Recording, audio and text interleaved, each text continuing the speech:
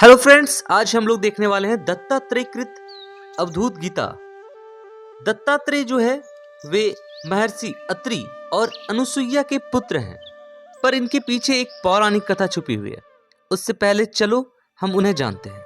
दरअसल दोस्तों, होता यह है कि एक बार महर्षि नारद द्वारा तीनों देवियों को, सरस्वती, लक्ष्मी और पार्वती को ये बोला जाता है कि आपसे भी ज्यादा कोई पतिव्रता नारी धरती पर है, आप सबसे ज्यादा नहीं है। जिससे वे लोग इस बात का पुष्टि करने के लिए कि क्या ये सच है, वे त्रिदेवों को धरती पर भेजते हैं कि जाओ उस आश्रम में और उसके सतीत्व का चेक करो या उसे नष्ट करके आओ। तो इस प्रकार तीनों देव, ब्रह्मा, विष्णु और महेश, ये तीनों जाते हैं उनके आश्रम में। और फिर क्या होता है कि माता अनुसुईया इन तीनों को बाल्य रूप में बदल देती है।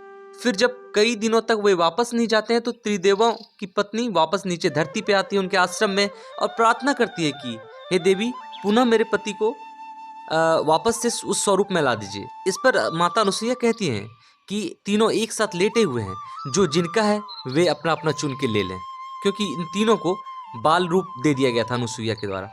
तो अब तो वे तीनों कंफ्यूज हैं कि किसे स्पर्श करें। यदि गलत स्पर्श हो जाता है तो उनका सतीत्व नष्ट हो जाएगा।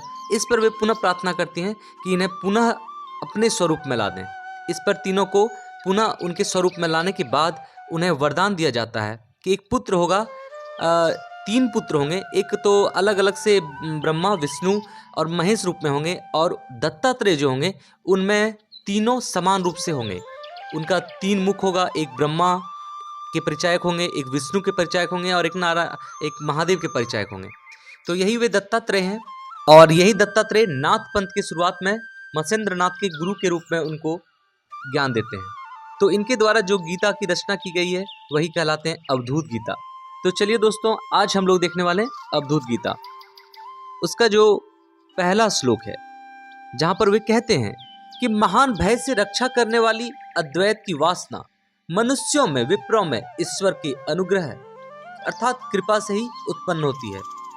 यह दृश्यमान संपूर्ण जगत जिस आत्मा द्वारा आत्मा से आत्मा में ही पूर्ण हो रहा है, उस निराकार ब्रह्म का मैं किस प्रकार वंदन करूं, क्योंकि वह जीव से अभिन्न है, कल्याण स्वरूप है तथा अव्यय है। यह विश्व पांच भूतों का समुदाय है, जो मृग तृष्णा के जल के समान मिथ्या भी है। मैं एक ही निरंजन निर्दोष हूँ, फिर मैं किसको नमस्कार करूं? यह आत्मा ही सर्वरूप है तथा केवल है, जिसमें भेद और अभेद विद्यमान नहीं है। इसे मैं है अथवा नहीं है किस प्रकार कहूं? मुझे यह आश्चर्य रूप से प्रतीत होता है। वेदांत का सार ही हमारा सर्वस्व है और वही ज्ञान एवं विज्ञान है।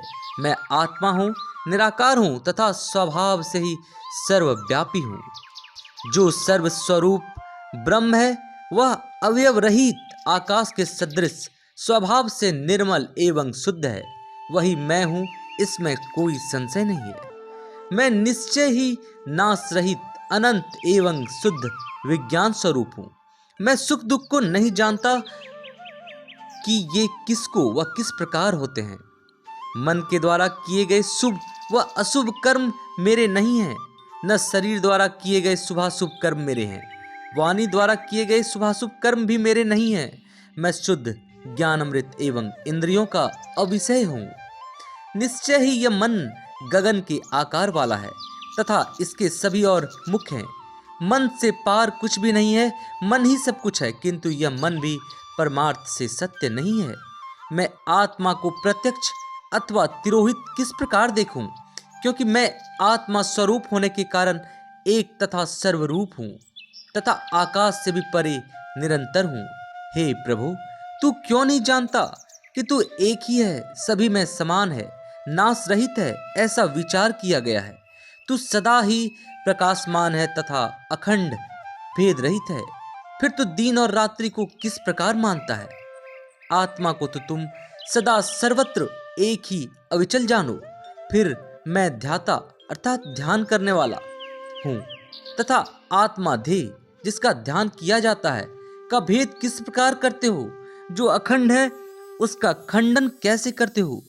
न तेरा कभी जन्म हुआ है, न कभी मरता ही है, न कभी तेरा शरीर ही है, यह सब ब्रह्म ही है, ऐसा प्रसिद्ध है। तथा अनेक श्रुतियां ऐसा ही कहती है। जो आत्मा बाहर और भीतर सर्वत्र एवं सदा ही विद्यमान है तथा कल्याण रूप है, वह तू है। फिर तू भ्रांत होकर इधर उधर पिशाचों की तरह क्यों दौड़ता है? तो ये थे अवधूत गीता के कुछ श्लोक। दोस्तों, चैनल पर बने रहे, आगे के श्लोकों को हम लोग अगले वीडियो में देखेंगे।